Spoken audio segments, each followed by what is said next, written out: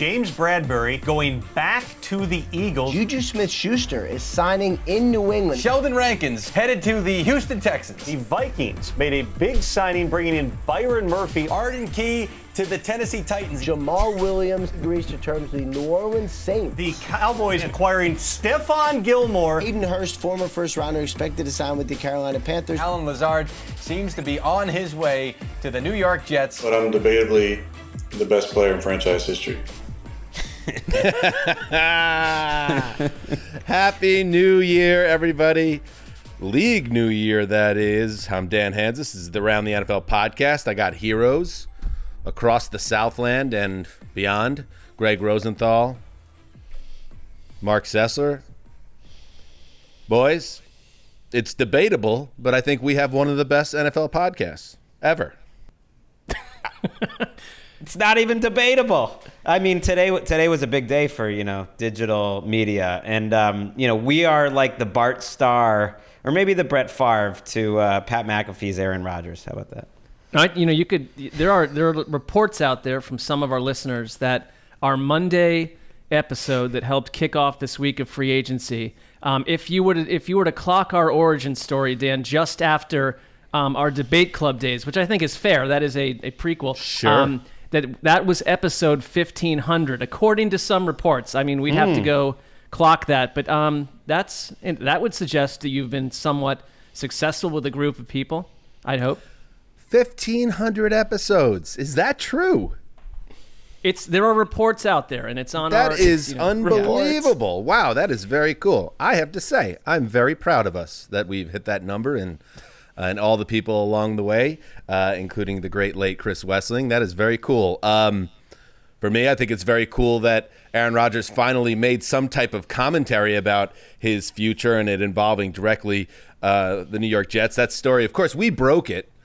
We defied the idea of Big Raja and said we're going to talk about this story as if it's going to happen, and it did, even though it hasn't. It's weird. It's stupid. But Rodgers was on Pat McAfee's show, and before we get to all the news of the official start of the league year and free agency, this was kind of, I think, the quote that you pull out of it in terms of the newsworthiness of the Rodgers-McAfee appearance. That had 500,000 people watching live. I think that's what Greggy is referring to. And we launched our Friday Fun Show this season to great fanfare and moderate success.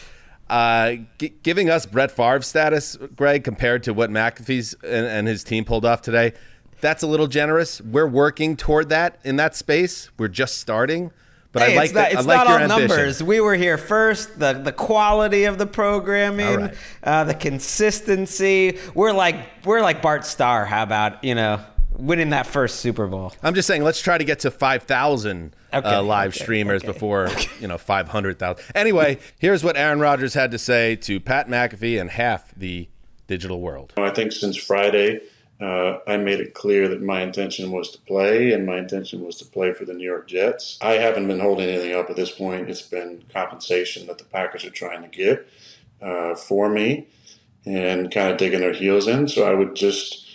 I think it is interesting at this point to step back and look at the whole picture. So there you go, Greg.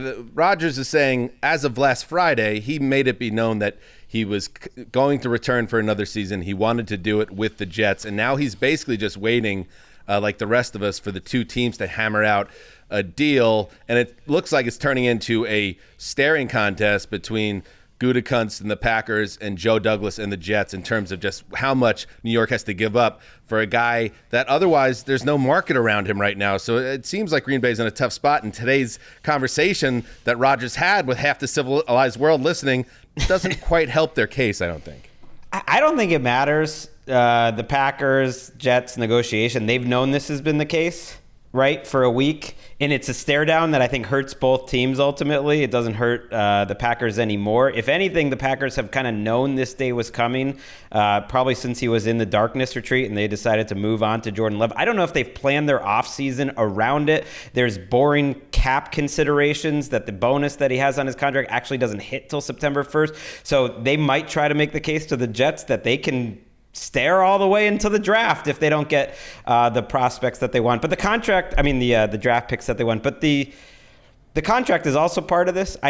I think Aaron Rodgers leaves out a lot and is of what he says and is passive aggressive a lot of times in what he says. And I think his contract negotiation is absolutely part of this. And that's part of this that we don't know as much about. How much money is he going to make for the Jets? How it's going to be structured? That's all complicated. They should figure this thing out, though. They can't drag it out another week, can they? Can they?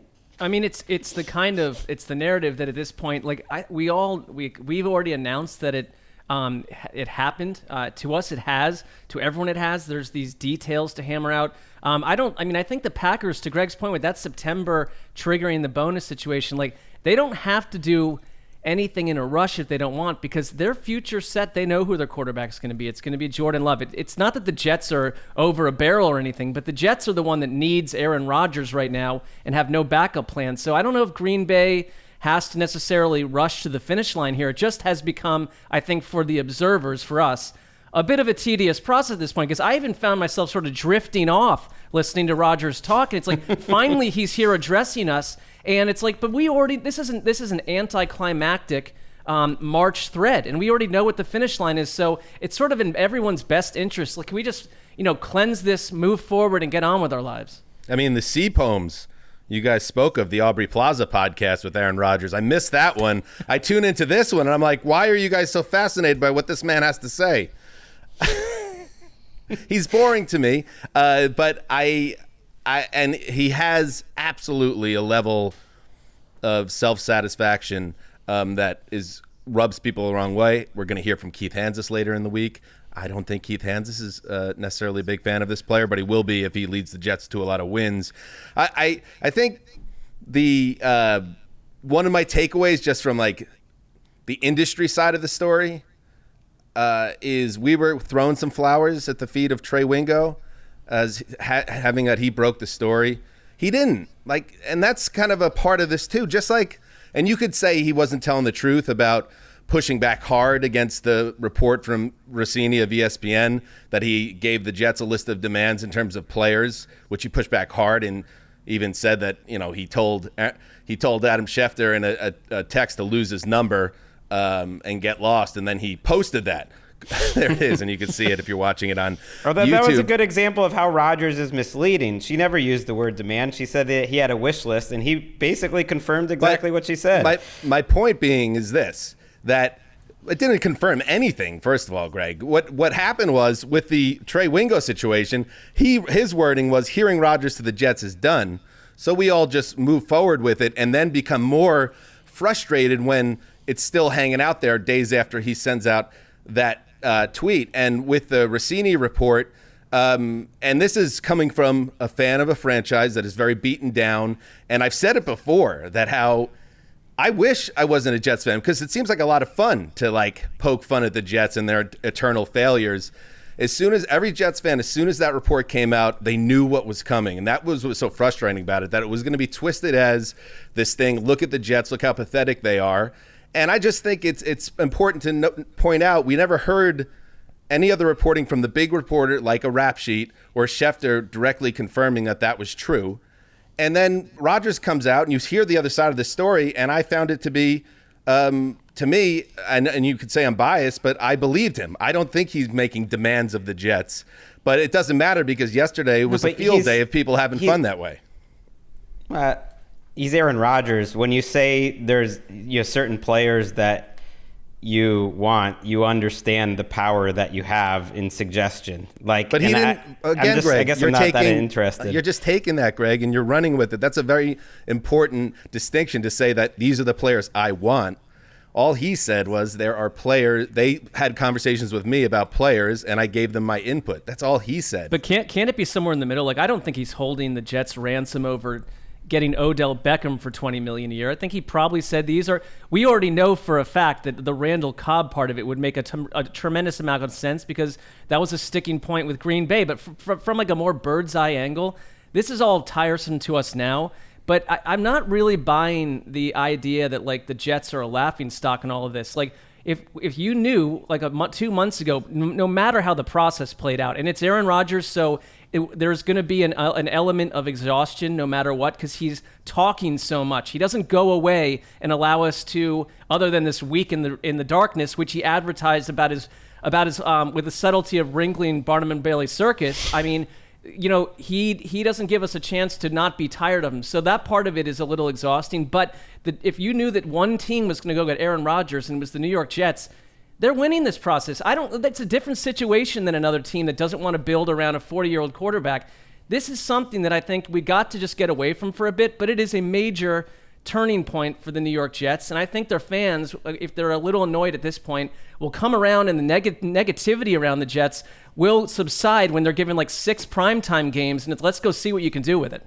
Yeah, I think it's also such a big moment in the Packers, like organizational history, and we've sort of overlooked that they've been quiet in free agency. They've actually spent the least amount of money so far in free agency. So maybe the Rodgers move is holding up. Yes, they want to get the draft picks to be as good as they can be. I don't think anyone even expects a first-round pick at this point. I think if they got 2 2s or they got a 2 and a 3 at this point, people I believe would say, okay, that's a pretty good return for the Packers at this point. It doesn't feel like they have a ton of leverage, but it takes chutzpah to do what they're doing right now. They're going to commit a second guaranteed year to Jordan Love.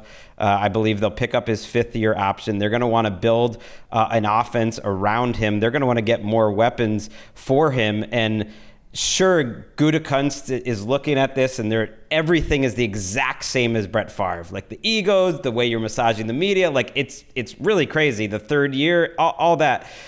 But Ted Thompson went and won a Super Bowl with Aaron Rodgers and made it happen. They had a big-time losing season with Aaron Rodgers first, so it took a little bit of time. But there are legacies at stake here. And in one way, I sort of don't totally believe everything Aaron Rodgers says. Like, I don't think he wants the Packers to succeed necessarily, and I don't know if the Packers want him to succeed. Like, they are both going to be out for blood trying to win in 2023, and that makes it fun.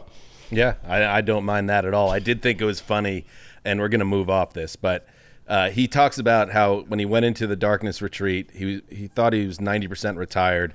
Then he came out, and he said his wording was, when I was in my darkness retreat, when I came out, something had changed with the Packers.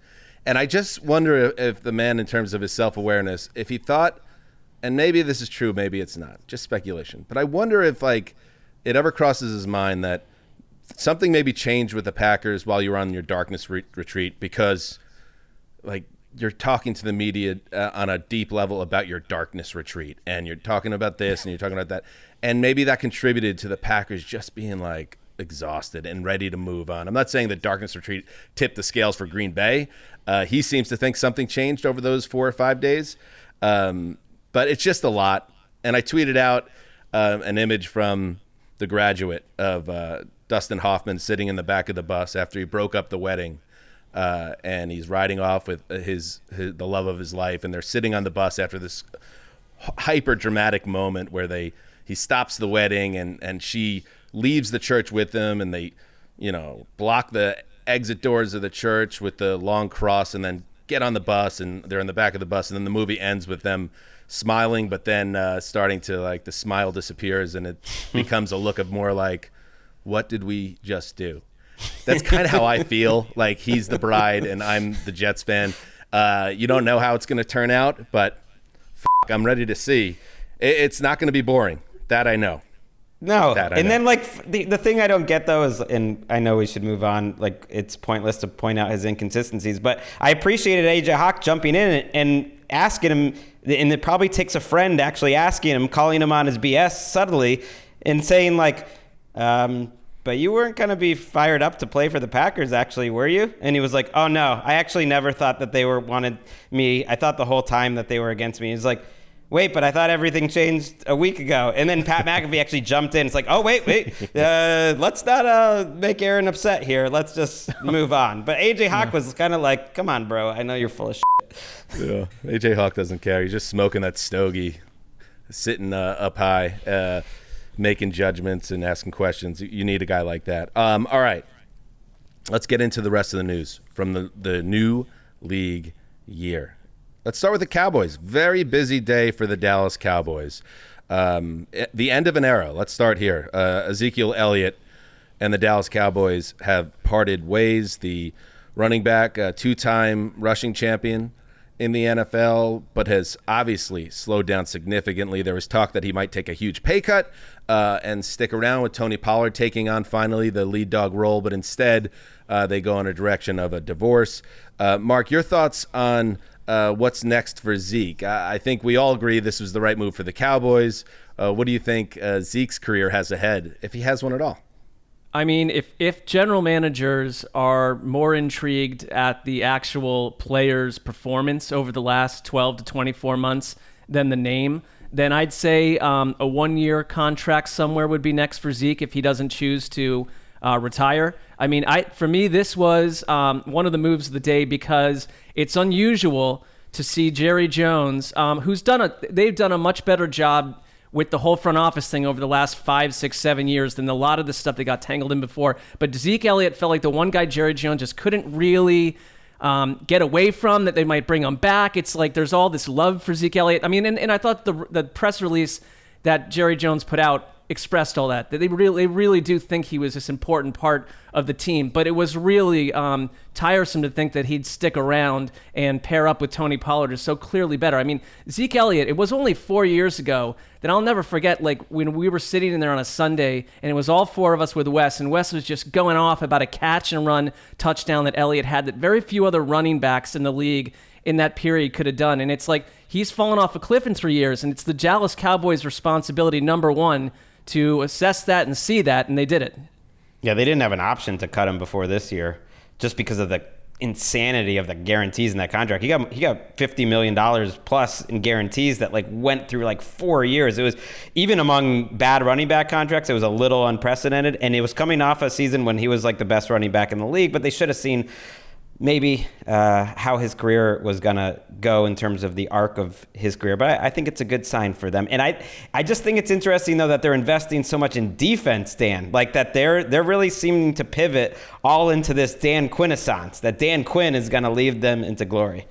Yeah. Before we get to that, I just want to add one more point on it, that it is, Austin Eckler is looking for a new contract, and you could say it's unfair the way running backs are treated in the NFL, but like, who's a better example than Zeke? He was excellent. He was awesome in the start of his career. He gets that second huge contract, and it was basically a big issue for the Cowboys almost the entire time. So good luck to Austin Eckler and every other running back, really. But these are the type of examples that lead other teams to be afraid to give veteran running backs another deal. Yeah, the defensive side of things for the Cowboys, they acquire veteran corner Stephon Gilmore, former Defensive Player of the Year from the Colts, for a 5th-round pick, 176 overall. Again, sometimes you get surprised. I know he's older, but you say, oh, that's a starting veteran quarterback, all-pro, all this, like a 5th-round pick. Well, it seems to have the trade market. You could find some deals potentially. And the Cowboys also re-signed inside linebacker Leighton Vander Esch to a 2-year, $8 million contract with $5 million in guarantees. Jane Slater had been reporting on our air that that's something they wanted to make happen, but it seemed very up in the air for a while there. But they get the deal done. Another West favorite, Leighton Vander Esch. Yeah, I think Gilmore is like the kind of player that's going to work out really well. I think you're at the point where you trust what Dan Quinn's going to do with the defense. You get him across from Trevon Diggs. I think it raises bigger questions for me about the Colts, because you gave him a $14 million guaranteed deal, 2-year deal last offseason. He played really well. I mean, we already know that he's like cognizantly one of the smarter defensive backs out there. He's done it for all sorts of great coaches all over the league. And now he's a Cowboy. And it's like, are the Colts, because it's the same day, we'll get to it, they dump Matt Ryan, which is no surprise. Like, are they sneakily like going after Lamar Jackson or trying to clear the books for Lamar Jackson? There's some tweets out there. The conspiracy theories are out there. Some by good reporters who are just like wondering. And then I saw one by a man I wasn't familiar with, trying to put some reporting on it too, that he's heard about that the Colts might be sniffing around Lamar. We'll see. But it would make a lot of sense. They have signed some people, Samson Ebukam. It's not like they've done absolutely nothing, but they make more sense to me than literally any NFL team. Speaking of like reporters and, whether you could trust them or not, tough beat for Dov Kleiman. Did you see this? a reporter for the Post finally tracked down Dov, and he lives in Israel. And in a DM conversation, he's very upset. Of course, he became a headline figure because he aggregated Trey Wingo's Rodgers report, and then Garrett Wilson kind of came down on Dov, not intentionally, but it kind of put the spotlight on who is Dov. And then people realized Dov has never been. There's never been a photograph of Dov. He has like 150,000 Twitter followers. He has 80 tweets a day about the NFL as a reporter, but he doesn't break any news. He gets tracked down in Israel. And he finally agrees to share his identity, and he's a total bro, like throwing up peace signs at nightclubs. I thought that was interesting. Check out the Dov Kleiman photos. They made me laugh. I might have to unblock him just for that. Nothing bothers me more than bad aggregators, and we had a standard over at Roto-World, and Dov was fast and loose early on in his career, and I was like, I gotta block this dude. So you don't come back from that. It would have been a worse nightmare for you, Greg, because in the Post article, because at a certain point, it's like they gave him that assignment to write a whole article on this dude, and he's just filling out copy by the bottom of the story, and one of the graphs is just, here are some notable people that follow Dov Kleiman. And I was like, imagine if Greg was on here. Oh no. You weren't. We had someone in our office, like a reporter / analyst, genuinely like asking, "Wait, what is Dov? Is Dov a bot?" Is Dov? Like pretty convinced that Dov was a bot, because that's how the tweets come across in such a waterfall of information that he's never really at the source reporting them. Never is. And it's like he's not a bot; he's simply a bro in Israel. So we've solved that mystery. And good aggregators are great, but you could tell he takes one report and he makes it sound even a little more certain than it actually was reported, and then he doesn't always credit it, and this is all problematic. Yeah, and let's point out too that around the NFL, the heart of it started as an aggregating blog for NFL.com. So that's fair. Look at you. By the way, I love that Gilmore move. I love it. He played great. He is only due a little under $10 million in 2023, so basically a salary dump. The Cowboys, he fits. They are trying to be the number one defense in the league, and on paper, I think they have a pretty good case for it. I know the 49ers, the Jets, there's going to be other teams, but man, the Cowboys are loaded on defense. All right. In other news, the Eagles, the team that the Cowboys are chasing, they're doing some business. Fletcher Cox sticks around. 1 year, $10 million contract for Fletcher Cox, who received, according to Schefter, more lucrative offers on the open market. The Jets, for one team, were in on him, but he decided to stay with the Eagles, so that's a good thing for them in their front. He's a big-time player for them. They also hold on to James Bradbury, their cornerback, so these are important players. And they cut ties with Darius Slay, who had a big role with this team, was a steal of a trade from the Lions once upon a time, but they move on. Why, Greg? I'm not totally sure. Partly because the contract he signed almost necessitated a restructuring this year because he had such a big cap figure, Darius Slay.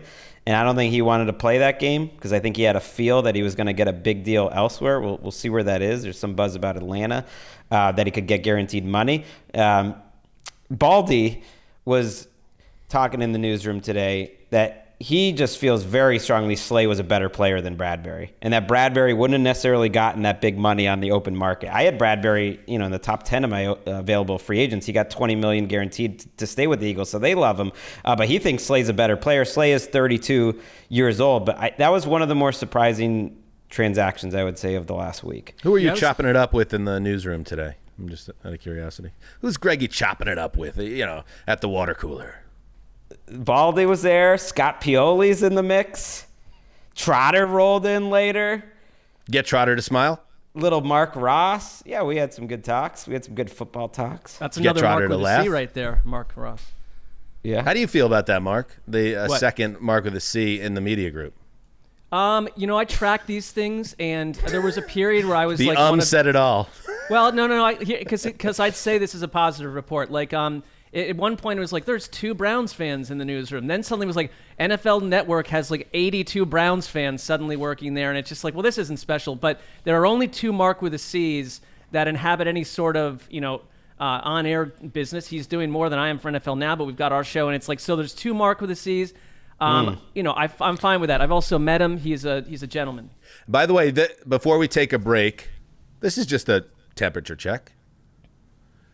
In this digital room we're in right now, how many Browns fans do we have? I don't I'm getting crushed by a limb of Browns fans like on Twitter all the time.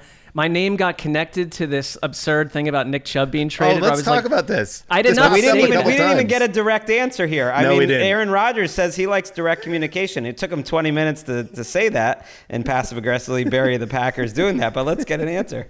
Well, no, I am not Personal foul, roughing the Sessler. This we're is getting not close, roughing but the Sessler. no, I don't. My heartstrings are not pulled at the moment. That's what I'd say. I do think I could return at some point, but here's a bad strategy. Trying to clump me in there or just tell me that I am that's not. We know in general I don't respond to that kind of element. Not saying from you necessarily, but just in general, the idea we're just going to shape shift me back into that role. That's a tough sell. No, it's just a temp check. I think what happened to you with the Nick Chubb situation, and maybe you could elaborate on this program, Mark. I believe the tweet you sent out a couple weeks ago was a little birdie told me, or something along those lines, that Nick Chubb could be a trade block candidate for the Browns, and then you added some critical thoughts if the Browns were to even entertain that, which I agree with. So it sounded like you were kind of reporting it.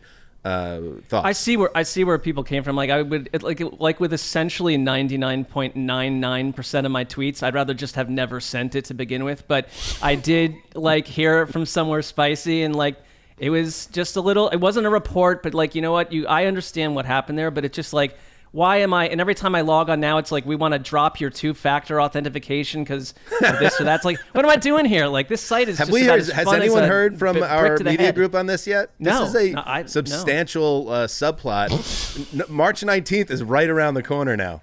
Yeah.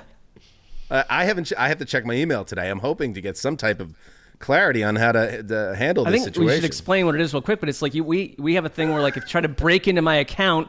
Well, you got to get through multiple layers of my, personal information. With all of us, we're probably putting up a flare right now. But they're take this away because you aren't one of the new blue check mark Elon Musk people. And it's or what? You don't have access to your account. It's we'll smell you later unless someone else wants me to do this. This is not sounding a whole lot of real carnival ride. That's our new slogan. We are not Elon Musk people. Let's take a break and we'll hit the rest of the news.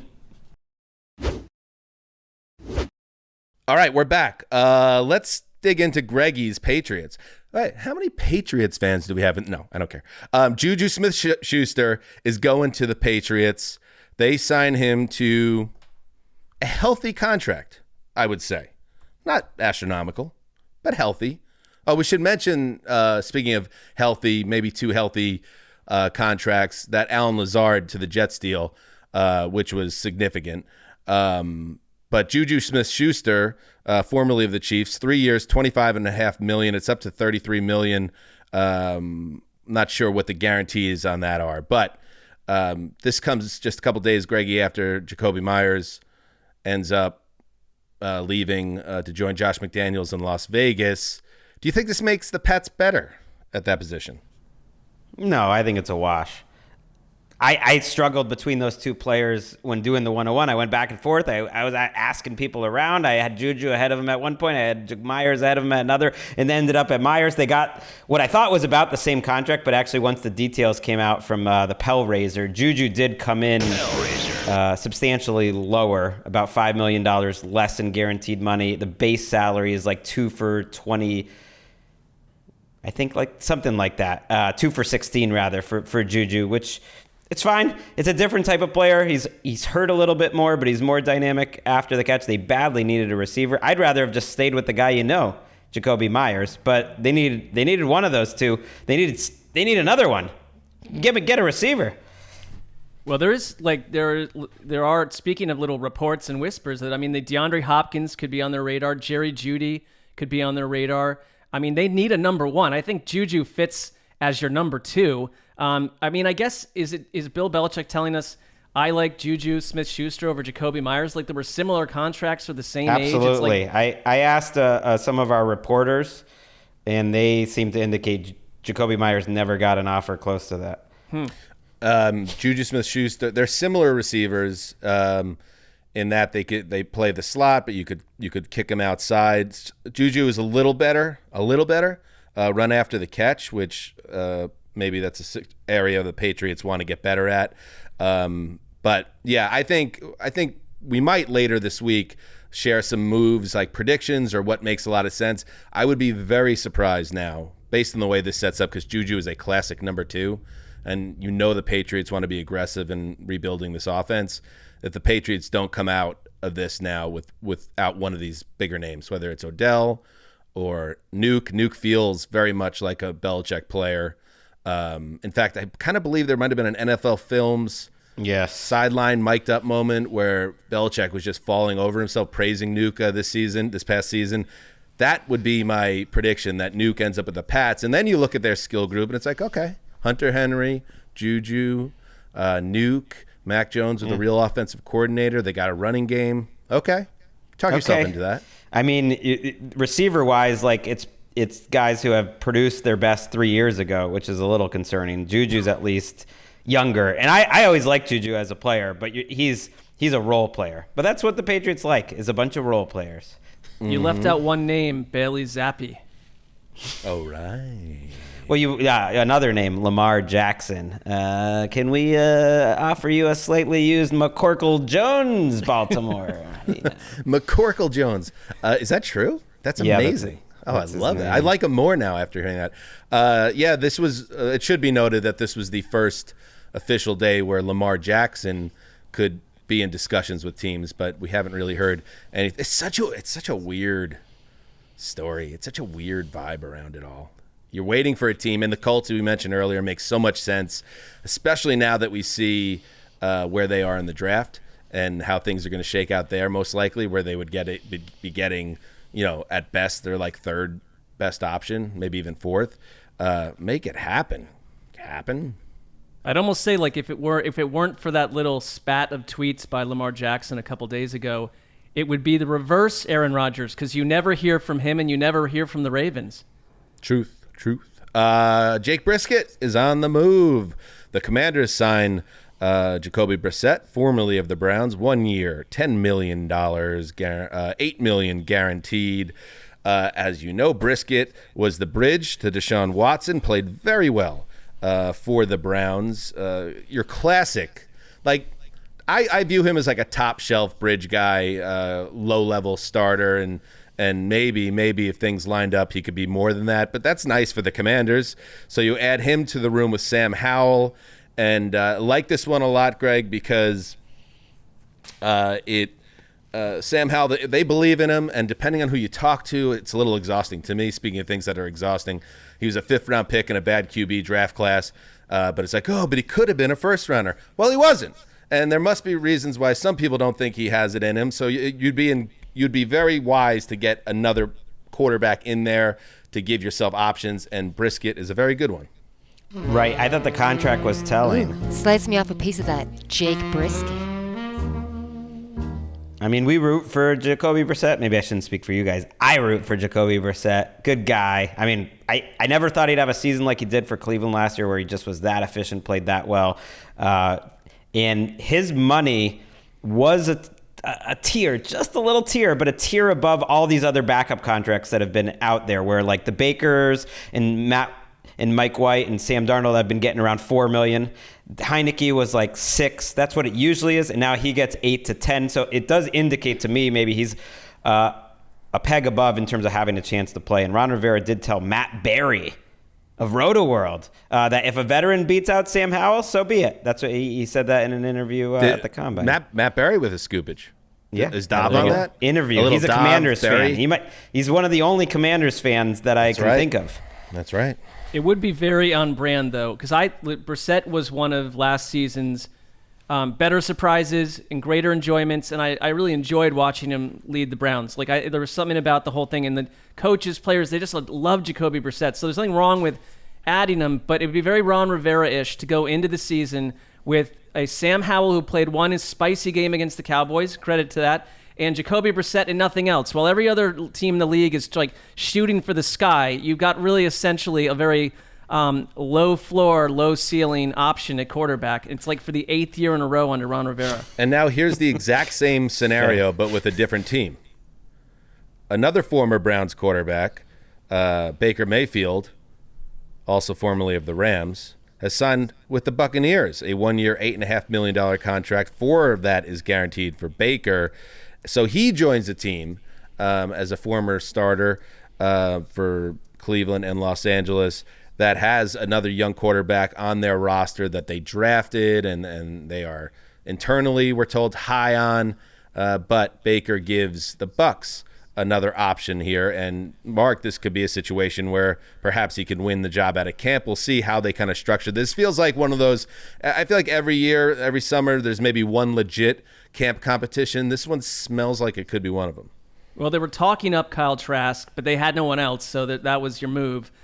Bruce Arians almost went to Cleveland because of Baker Mayfield when they went with Freddie Kitchens instead. Bruce Arians, and this happens, we see this around the league. Bruce Arians has Baker Mayfield charms, like he likes him. And I mean, Baker Mayfield, I would rather have last year's Jacoby Brissett over anything we've seen from Baker Mayfield over the last year and a half, right? That's fine, but Baker Mayfield is one of these players, and this is not going to be any easier this year, where you were under Hugh Jackson, Freddie Kitchens, Kevin Stefanski, Ben McAdoo, Sean McVay, and now Dave Canale. Like in the course of 4 or 5 years, you've had to learn 6 or 7 different offenses. It never helps, but I think Baker Mayfield is also, he is what he is at this point, and it's a low-level option for Tampa Bay unless we get a version of that player that we have not seen since that 2020 season under Kevin Stefanski or 2018.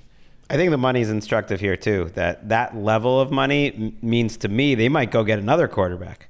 Maybe not another veteran, but they might draft another guy because they haven't really been in love with Trask. They've never even let him be active on game days. He couldn't pass Blaine Gabbert on the freaking depth chart. You're going to start him in week 1? No way. It's going to be Baker, and he's not going to be set up to succeed. So I think they might go get another one.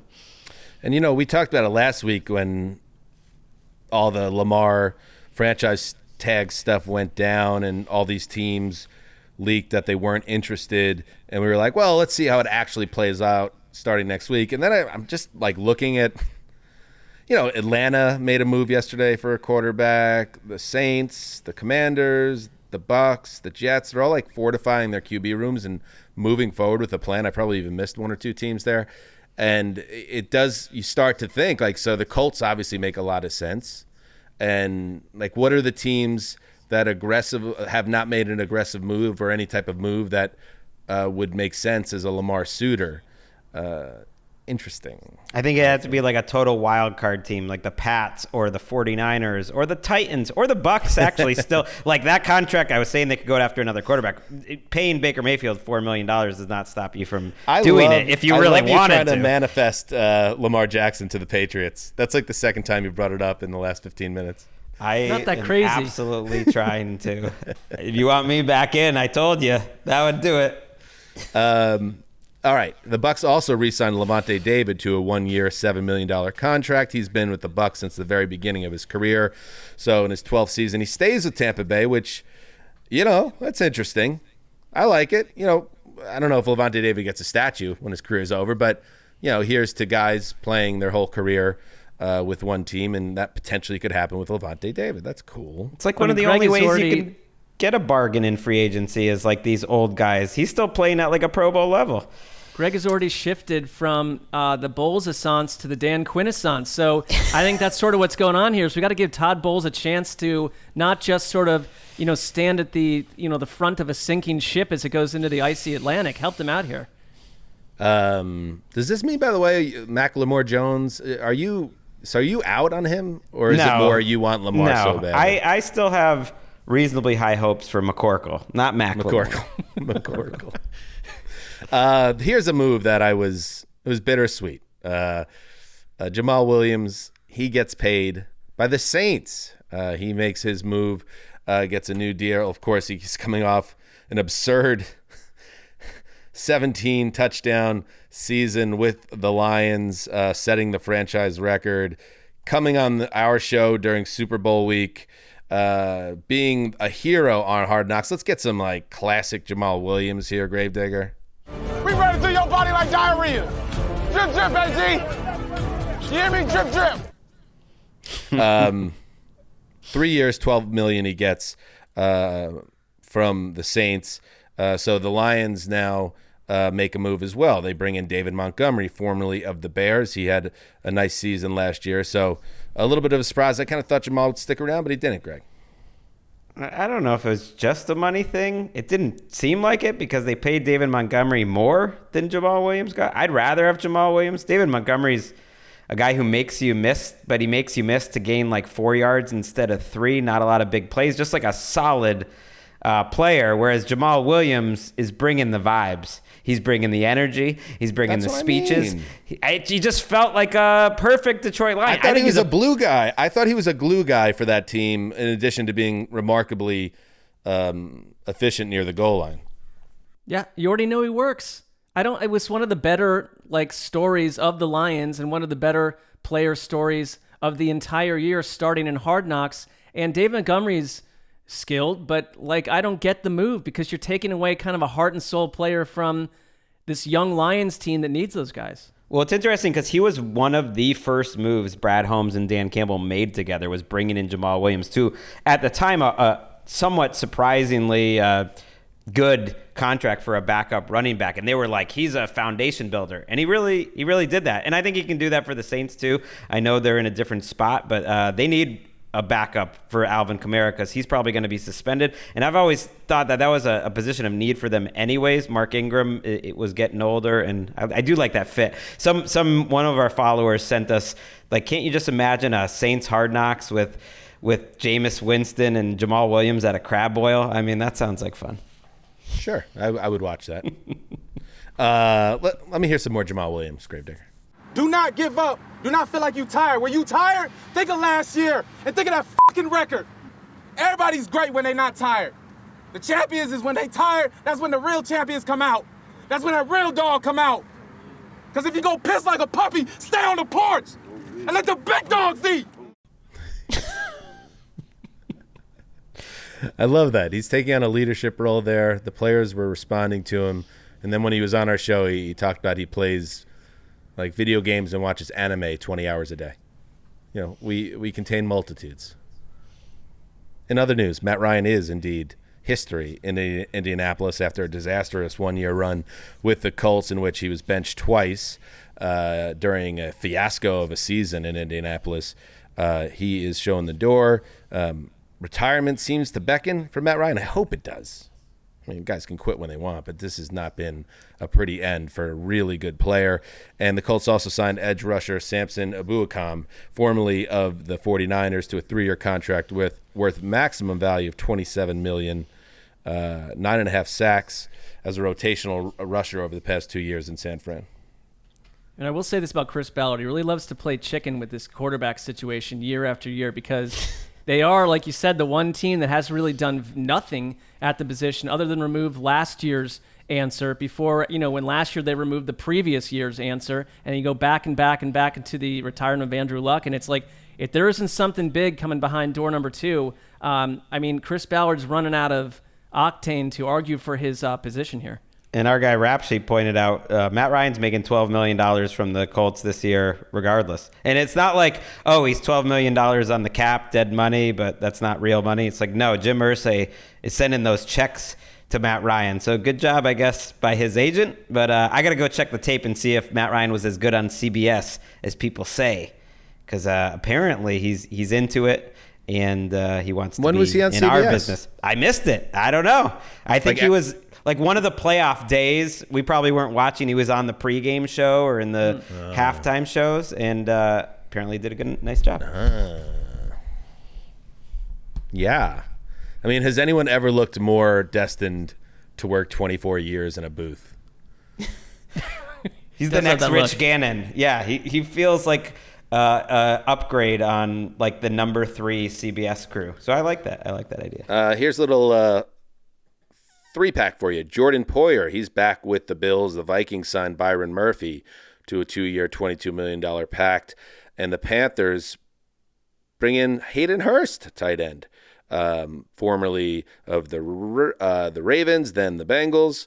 I thought he was pretty good match there in Cincinnati, but now he's in Carolina. Andy Dalton also lands with Carolina, which is, there you go. These guys, a lot of these quarterbacks, these veteran QBs, you watch the trajectory of the career mark, and Andy Dalton went from second-round pick of Cincinnati to franchise pillar to bouncing around as a bridge guy / backup, and now he's going to sign a hardcore backup deal behind the number 1 overall pick.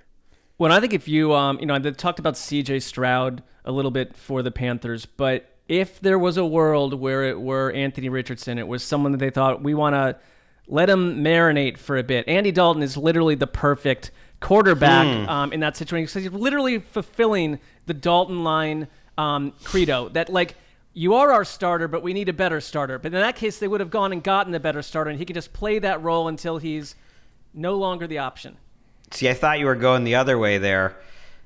If they were going to go Richardson, and I think it's pretty clear they're not, Dalton's just so different from him that it almost wouldn't make any sense. You know what I mean? Like, what you would want a guy that somehow was similar to Richardson in some ways. And if you were picking, I know, but I'd say this, Greg. Who's similar to Richardson that's on the market right now? That's Ty Huntley. I don't know. Tyler Huntley. I mean, where people were like setting their clothes on fire because he made a flag football Pro Bowl game.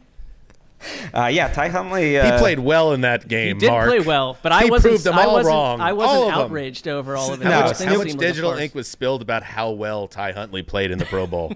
Like, what are Huntley, we doing? What is this, like a participation trophy? His friends, journalism? It was flag football. He did great. Snoop is what his friends call him, and he's a restricted free agent that they didn't put a tender on. They put the original round tender, meaning someone can sign him. He's basically a free agent and the Ravens could match it, but they wouldn't have to give up anything. And so how about this, guys? You could actually sign Lamar Jackson and Snoop Huntley to contracts at the exact same time. You could bring the whole Ravens quarterback room over. Do you ever think never been done. I was thinking about this, Greg, this morning. So much has been made of like Lamar Jackson not having an agent. He does. It's you. What does that have to do with anything? I just thought it'd be fun. I mean, what if you signed two quarterbacks at once? I don't know. I'm just saying you are using your platform, and good. I have no issue with it. You have used your platform to pump up Lamar Jackson's market, to even connect him to teams.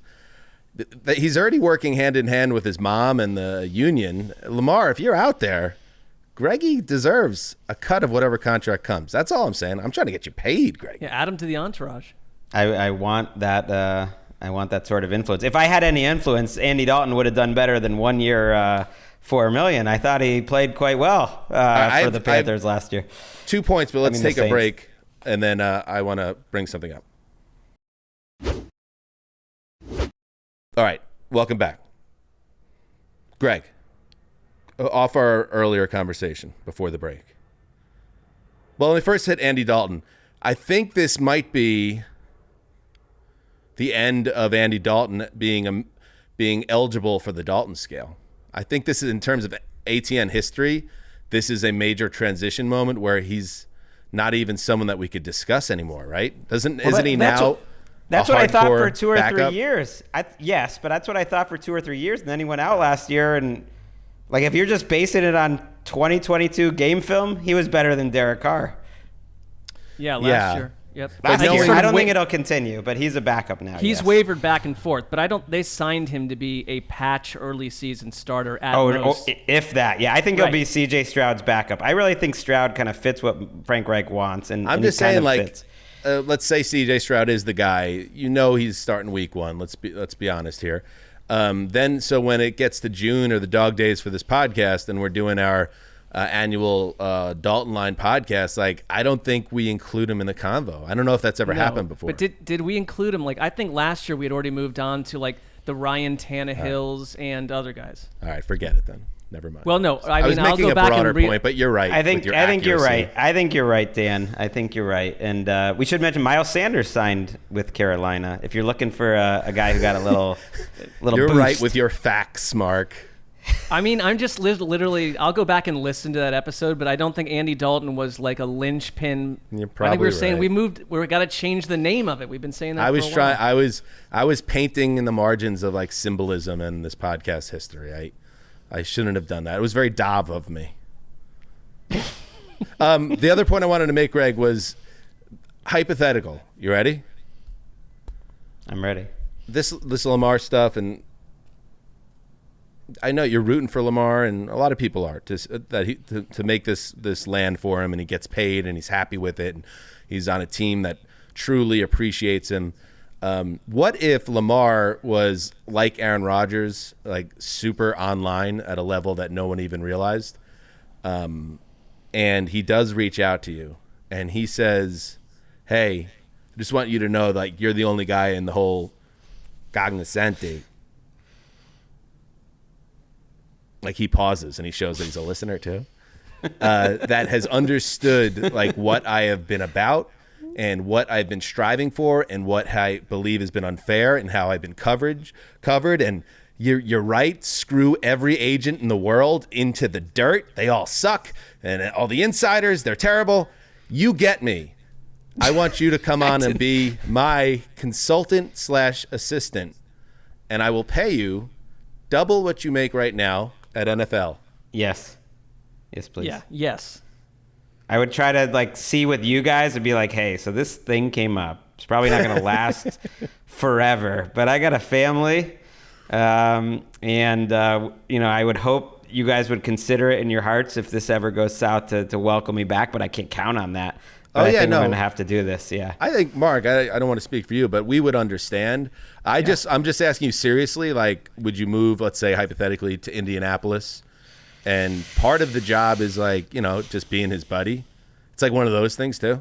This seems weird. I don't want that. I would also point to about, 15 other media members who've probably been just as vocal and aggressive. Yeah, but you're the one on this podcast. Including Patrick Claybon. Indianapolis, that could be a tough sell for Emeka, and that's sort of where everything starts here. You thought she was pissed about moving to L.A. All right, good talk. Sorry to Indianapolis people. She just she wasn't expecting anywhere but New York. That's all. All right, let's. You want to head 10 years of disappointing her, then, Greg. That's good. Good track record. Yeah, I mean it's quite a legacy I'm leaving. All right. Before we hit odds and ends, let's head over to Tytoon's Corner with Justin Graver. I can't when we're doing these remote shows. I can't look into those beautiful puppy dog brown eyes of Justin to bring him in. So I just have to wait for his digital visage to appear. And now there it is. Oh, there's the rotating Titans helmet. Just move it a little bit faster than you'd think. But a very nice gift, very thoughtful. How's my lighting, Dan? I set up a ring light just for you. It looks better. I think it looks good. It looks good. Good job, buddy. We want to check in on your thoughts on some moves that the Titans have made. Now, I know you are of the opinion that the move for Tennessee should be to completely retreat and regroup and even, dare I say, tank. Here are some moves that the Titans made today. Titans tendered restricted free agent defensive tackle Teair Tart at a second-round level. They also placed a second-round tender on restricted free agent Aaron Brewer. They also signed Azeez Al-Shaair and Arden Key. What are your thoughts on these signings by the Tennessee Titans? Yes, they also signed Daniel Brunskill, who will be the starting right guard off the 49ers team. They signed 3 guys who were in San Francisco when Rand Carthon, the new general manager, was also in San Francisco. So those feel like you get an idea of what kind of player you're getting, not just based on like film and stuff. But I think overall, pretty good value signings, no massive guarantees handed out by the Titans. I think this is like a soft reload, get a little bit of talent on the roster so that you're not just like fielding undrafted free agents, because you have to field a team in 2023. But this is all setting up for 2024. Sell it, baby. I mean, you can't like go into 2023 with all like nobodies at every position, and then 2024 rolls around. You got to fill like starters across the board. So fill some starters this year, save a few holes to fill next year when you go get Caleb Williams or Drake May, and then reset to be ready to compete in 2024. I think the Titans are back. Meh. I think the Titans are back. I'm still waiting for that Derrick Henry trade to drop. That would be fun. Yeah, come on, get him to Buffalo. Who is the big quarterback you want next year? I want Caleb Williams right now. I mean, Caleb Williams will change over this. All right, next so year, since you seem to be ahead of the game here in terms of how the Titans should proceed or might be proceeding, this is your chance, especially with your really well-received Titans podcast that is called the Music City Audible. The Music City Audible. Is that new? Did you rename it? No, but you do ask me that every time it comes up. You could come up with like the rhyme. You know what I mean? Like the scam for Sam or the collapse for Caleb, winless for Williams. Those are both pretty good. You got time. You have a little runway there. Yeah. Well, I think you're in trouble. You signed two of my favorite free agents, Al Shahir and Arden Key. Those were like two of the guys who was like, ooh, sleeper free agents. Yeah. And look at the Titans. Tannehill's still there. Derrick Henry's still there. Who's the safety that was rumored Kevin a little Byard? bit? Byard's still there. I mean, maybe this is going to change in a couple days, but maybe the Titans are back. We'll see. How about Jihad for Caleb? Does that rhyme? Not really. I don't think that works on a variety of levels. I find it entertaining, Dan, but I don't think you're going to get too far with that. Thank you, Mark. Let's do some odds and ends. Odds and ends, odds and ends. Everybody, tell your friends it's God. odds and ends. It's starting to remind me of that segment of Fantasia, the Disney classic, where all the brooms start to take over. Yeah, and they multiply. It's a little ominous. We need a wizard to come and clean up all these Colleens. All right, hit it. All right, the Texans give Sheldon Rankins a $10 million contract. He leaves the Jets after 2 productive seasons in New York. Caleb McGarry gets $34 million from the big spending Falcons. The Broncos sign running back Samaje Perine. Larry Ogunjobi gets big money from the Steelers. The Chargers release Matt Filer. They bring back Trey Pipkins. Seahawks bring back Jaron Reed. Chiefs sign Charles Omenihu. And you know what? I think we're missing, speaking of the Brownies, I think didn't they bring in Thornhill, the linebacker? Juan Thornhill, linebacker of the Chiefs, Super Bowl champion. A bunch of transactions just to get us caught up. Any thoughts, gentlemen? One thing that with Samaje Perine, first of all, last year with the Bengals, I thought that when Mixon was in and out of the lineup, he worked really well for them and he played. It just reminds me of a Sean Payton back who you can throw the ball to left and right, kind of just fits. But it's like I was with you, Greg, under the assumption that Joe Mixon was probably done in Cincinnati, but now you don't have Samaje Perine, and you either keep Joe Mixon, which would be a surprise, or you move on and you got nothing there at that position. Greg, get Austin Eckler. Right. We've learned over the years you can't give these off-season grades after the first day, but the Bengals have had a tough couple of days. They lose Hurst. I think they wanted to keep him. They lose Von Bell. I think they wanted to keep him. They lose Jesse Bates, who they knew was going to leave, but he's a really good player. And Perine, I think, would have been a nice pickup if you're getting rid of Mixon. Some of these bonuses come in of the third day of the league year, which is Friday. And so there's still going to be a lot more cuts, a lot more trades. I'm really looking to see who the Broncos trade. It really does seem like Cortland Sutton or Jerry Jeudy gets dealt, and we'll see who it is. I mean, yeah, you're right about Cincinnati. And but imagine if they did make that move and bring in Eckler. Imagine that team entering the red zone when you have Joe Burrow at the controls with Jamar Chase, T. Higgins, and Eckler in the green zone. Make it happen. Whoa. All right. How about Derrick Henry on the Bengals? That doesn't feel like something I could picture, but they certainly now have the need. Anywhere. I don't know why I think Derrick Henry is a Titan for life. He should be, at least. Why? Why should he be a Titan for life? It just feels that way. I don't know. Well, if you're giving Eckler to the Bengals, I want to see Henry in Buffalo. That I just like. We've talked about that before. That would be such a pile driver from like October on. I want to see it. I wish I could remember who wrote this, but I read it. And speaking of running back market, Zeke now obviously going to be a free agent. Does he have any job?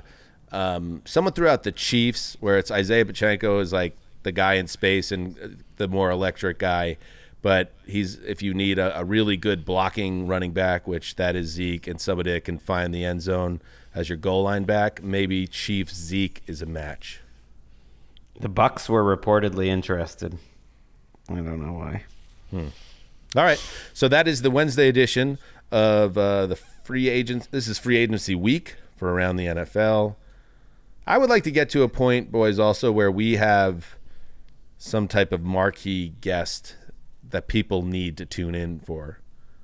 Like, we need to do that. I think maybe we had a little bit of a setback with Kayvon last summer.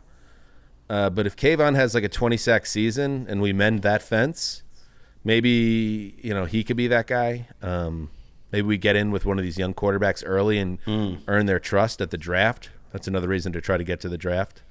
We do, Dan, and this isn't exactly what you're talking about. Yes. But we do have Bill Barnwell from ESPN on Monday. So that's going to bring in the people. Well, that's a fellow Northeastern University graduate, so I know that is something I'm excited for. All right, so, we'll have another show tomorrow, just sharing some, the other big news from the week as it comes along. It does start to slow down, but there's still enough irons in the fire here, and you never know. Again, it's very strange with this Lamar Jackson situation, but he is now officially open for business. So maybe we'll get some movement on that tomorrow, and if it happens on Friday, gotta say it, Mark, there will not be an Aaron Rodgers emergency podcast, but now there is a Lamar Jackson emergency podcast potentially in the offing. Just a heads up, put it on your calendar. I wouldn't say red block out your day, but it's got to be maybe an orange. Well, look, I was prepared to do whatever it took to cover the Aaron Rodgers news holistically. And so if we have to do that for Lamar Jackson, a more enjoyable individual this offseason, of course I'll do it. I'll be there. Absolutely. Well said. You trying to get that assistant job for Lamar? No, but I mean, I would just say, like, if I were able to speak with him, can you wait till maybe, Monday morning would feel like a really fresh time to do it. Why the smack dab in the middle of anyone's Friday? Just throwing that out there too. I think he is someone that seems to want to work with us. Right. All of us.